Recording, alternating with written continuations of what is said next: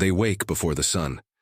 They stand in line, clock in, bend their backs, break their bodies day after day. They are the ones who lift the weight of the world. And yet, somehow, they are the ones with the least to show for it. The janitor scrubbing. Fluorescent-lit halls at midnight earns less in a year than a hedge fund manager makes during lunch. The single mother working 2 jobs is barely surviving, while others, those far removed from the dirt, the sweat, the ache, float on fortunes. Built from their labor. Why? Why does society reward those who work the least with the most, and those who work the most with crumbs? We're told a story. That hard work is noble, that it builds character, that struggle makes us good people. But what if that story is a lie? What if it was never about fairness or virtue or merit, but control? There's something strange beneath the surface. A moral code we've swallowed whole without question. One that says pain is meaningful, that suffering is virtuous, that the more we endure, the more valuable we become. But behind that story is another one darker, older, designed not to elevate but to domesticate. Friedrich Nietzsche saw through it. He saw morality not as truth, but as weapon, a system built by the weak to justify their place beneath the powerful, a system that turned obedience into a virtue and ambition into a sin. He called it slave morality, the lie of moral labor. In this world, the noble don't rise because of their strength. They're buried for it. And those who work the hardest are praised for their virtue, then discarded when they're no longer useful. It's a brilliant trick, because if you can convince people that suffering is sacred, they'll police themselves. They'll chain themselves to machines and believe they're doing something holy. But what if struggle is not sacred? What if it's just profitable? What if we've been taught to love our chains? This isn't just about wages or inequality. It's about programming. Generations trained to accept misery as meaningful. A culture that tells you, if you suffer enough, one day you'll be saved. But no one is coming. This is the story of how we were tamed, how the powerful rewrote morality in their image and convinced the world that toil was truth, and how Nietzsche tried to tear that illusion apart, not just for the sake of philosophy, but for freedom. It began long before factories, long before time clocks and minimum wages. It began in a garden. A man disobeys, a god punishes, and from that moment forward, labor becomes a curse. By the sweat of your brow, you will eat your food. Not just survival, but suffering was ordained as the price of life. From the very roots of Western thought, work was not a tool. It was a sentence, a moral burden handed down for disobedience. As the centuries passed, the curse was not just accepted, it was moralized. Pain became proof of virtue. Toil became a sign of grace. In medieval monasteries, monks celebrated labor as penance.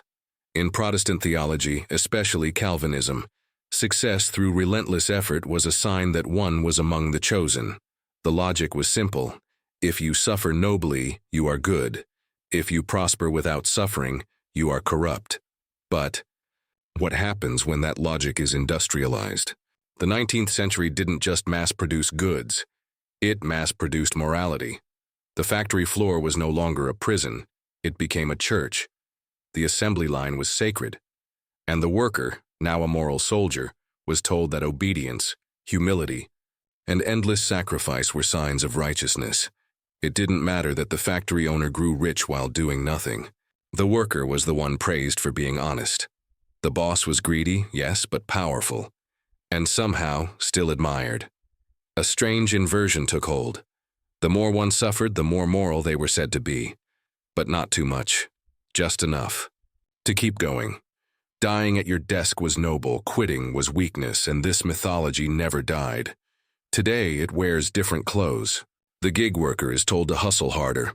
The retail clerk is applauded for resilience.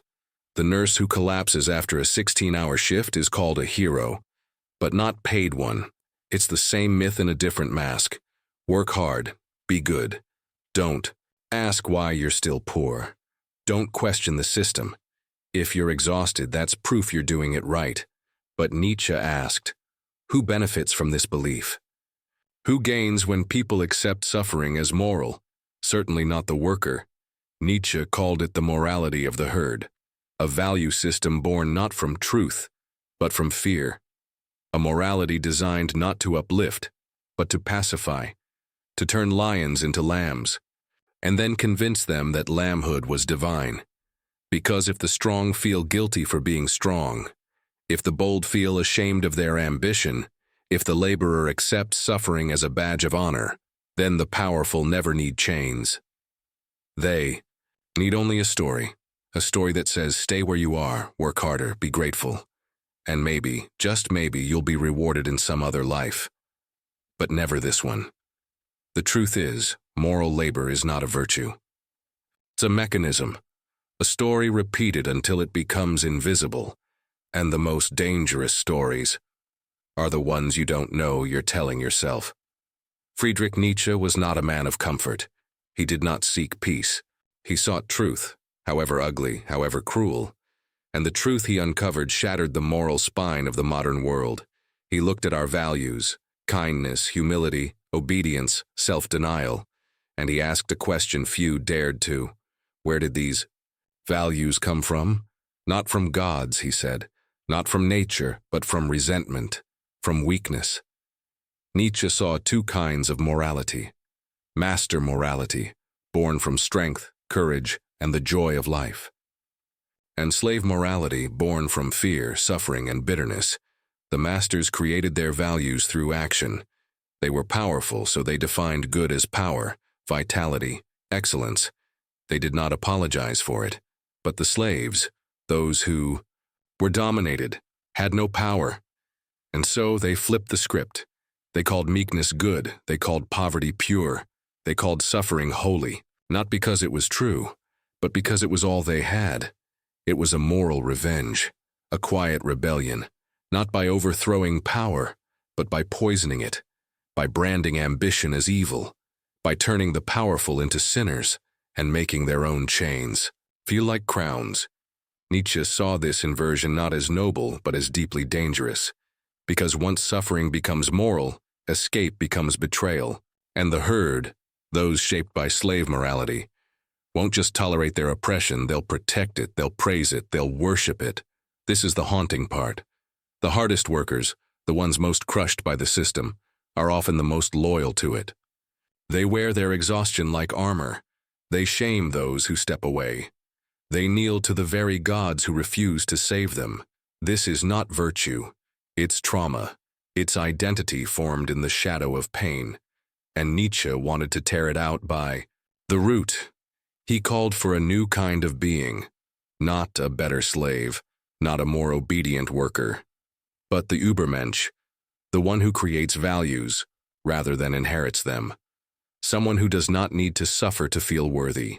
Someone who does not need to obey to feel good.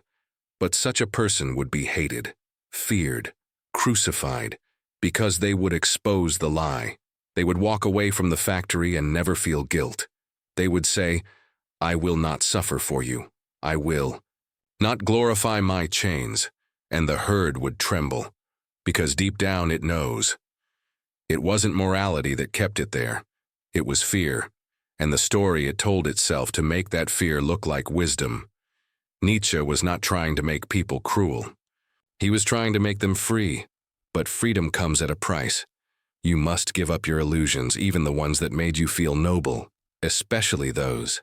Most people don't believe they're enslaved. That's the brilliance of it. There are no chains, no cages, no masters standing over them with whips, just alarm clocks, performance reviews, and the quiet, constant pressure to be productive. The modern worker is not beaten into submission. They are conditioned into it, trained from childhood to find meaning in obedience, to equate self-worth with sacrifice, to see exhaustion not as a warning, but as a virtue. Psychologists call it learned helplessness, when pain becomes so predictable, so repeated, that eventually you stop trying to escape. You accept it. You even defend it. They tested it on dogs once, put them in a cage, shocked them randomly. Eventually, even when the door was open, the dogs wouldn't leave. They had learned to suffer. Now look around. Look at the worker who shows up early, unpaid, because that's just how it is. Look at the student buried in debt, convinced they still haven't worked hard enough. Look at the person who calls burnout ambition and chronic stress discipline. This isn't just economics. It's identity. Erich Fromm called it the fear of freedom. To obey is safer. To submit is familiar. Freedom is terrifying because it demands responsibility for your own life, your own values, your own meaning. So we choose the cage we know. We decorate it with mantras like grind harder and no pain, no gain. We call it a lifestyle, a mindset, a goal. But it's not a goal. It's a coping mechanism. We weren't born craving labor. We were taught to, reinforced by rewards, by praise, by fear of falling behind. Work became not just a necessity, but a morality. And that morality became an identity. Without work, who am I? Without struggle, what do I deserve?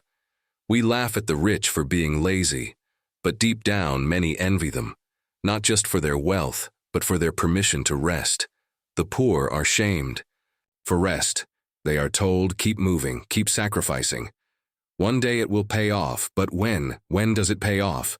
The truth is, for most, it never does.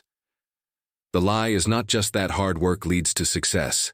The lie is that hard work, on its own, is good, that it makes you moral, deserving, clean. Nietzsche saw through it, but so did others. Michel Foucault showed how systems don't need to control bodies, only minds.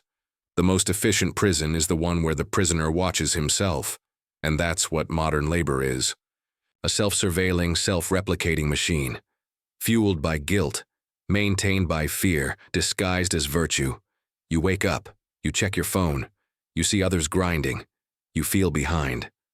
So you move faster, work more, rest less, until you forget what it was you were chasing in the first place.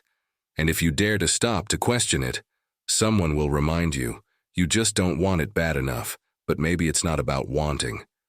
Maybe it's about waking up. The system wants you obedient. Your insecurity is profitable. Your exhaustion is useful. Your self-sacrifice keeps the machine running. But you don't owe your life to a system that would replace you tomorrow. You are not your productivity. You are not your paycheck. And you are not a better person because you suffer more than others.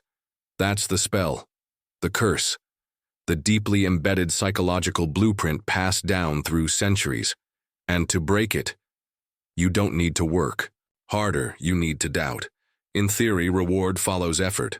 Work hard and you earn more. Struggle and you climb. Sacrifice and you are elevated. But in reality, the hardest working are often the lowest paid. The most essential, the most disposable. The nurse who keeps you alive. The sanitation worker who keeps your city from rotting. The migrant picking your food in scorching heat. Without them, society collapses. But they are paid less than the man who trades imaginary numbers on a screen. Less than the consultant who attends 3 meetings and flies home first class. Less than the influencer selling you a lifestyle built on curated lies. Why? Because labor is not rewarded based on usefulness. It's rewarded based on leverage. And those who do the hardest work often have the least leverage. They are replaceable, trapped, not because they lack value, but because they have been made to believe they don't. And so the market doesn't pay you what you're worth. It pays you what you can negotiate. And negotiation requires power, not morality, not effort. Power. But here's the trap. We've been conditioned to see power as evil, as corrupt, as something to avoid, while self-sacrifice is seen as good, holy, moral. So the powerless stay powerless, and call it virtue. Nietzsche saw this inversion as a kind of slow suicide, a culture where the weak shame the strong, where the productive worship those who exploit them, where the system rewards those who play the game, not those who build the field. And worse, it convinces the builder that they deserve nothing more, that if they just suffer a little longer, if they just work a little harder, someone will notice, someone will save them. But the system does not reward virtue, it exploits it. The worker who never says no. The employee who never takes a day off. The loyal one, the silent one. They are rewarded not with wealth, but with more work. Because in a machine, the most efficient part doesn't get promoted. It gets worn down, used until it breaks, then quietly replaced. The myth is that this is just, that this is how it should be, that there's honor in thankless labor. But honor doesn't pay rent, and virtue doesn't build power. What builds power is clarity, consciousness, and the courage to say, I will no longer suffer to make someone else comfortable. That's not rebellion. That's reality. It's seeing through the smoke, understanding that morality has been weaponized, that reward has been reversed, that goodness in this world is often punished, because it's profitable to do so, until you stop playing by those rules. The spell is deep. It doesn't just shape what we do. It shapes who we think we are. Ask someone who they are. They'll tell you what they do. I'm a teacher. I'm a barista. I'm a project manager. But that's not identity. That's a role, a mask worn in the theater of survival. Strip away the job title, the paycheck, the performance metrics, and many feel hollow, empty, like they've lost their reason to exist. That's not coincidence. That's design.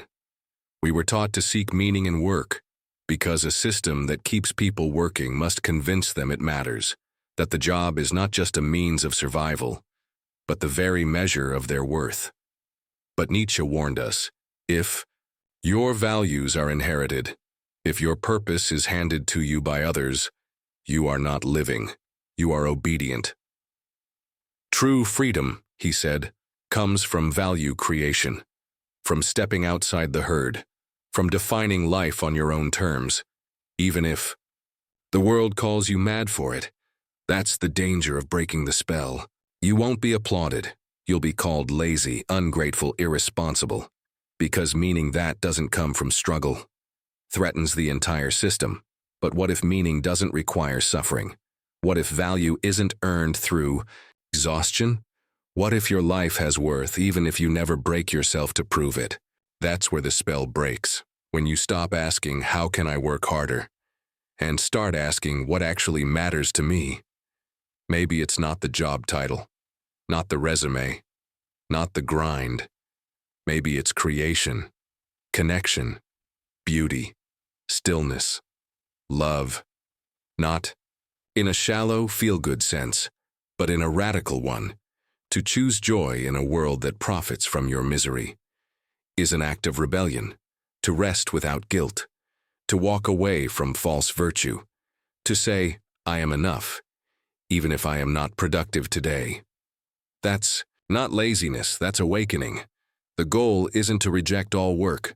Work can be meaningful, but only when it serves you, not when you serve it. The goal is to reclaim authorship over your life, to be a creator of values, not a passive recipient. Nietzsche didn't give us answers. He gave us a hammer to smash the old gods, to destroy the idols of false morality, and to clear space for something new. But the creation is up to us. So ask yourself, if no one was watching, if money wasn't survival, if struggle wasn't sacred, what would you live for? What would you build? And more importantly, what would you refuse to die for? Because until we answer that, we remain asleep, dreaming someone else's dream, living someone else's life, worshiping someone else's God. But once the spell breaks, even just for a moment, you remember, you are not a machine, not a number, not a function. You are a force, a mind, a flame, and your worth was never something you had to earn. So what now? What do you do after the lie is exposed? After you see the machine for what it is? Not broken, but functioning exactly as designed. What do you do when the values you were raised with, obedience, hard work, silent suffering, reveal themselves not as virtues but as chains? You don't go back. You create. That's what Nietzsche dared to propose. Not just rebellion, not just resistance, but rebirth. A new kind of morality. Not one that glorifies pain. Not one that turns victims into saints and martyrs into models, but one that affirms life, one that begins not with guilt but with will, the will to choose meaning, not inherit it, to work from freedom, not for validation, to say, I am not here to be efficient, I am here to be alive.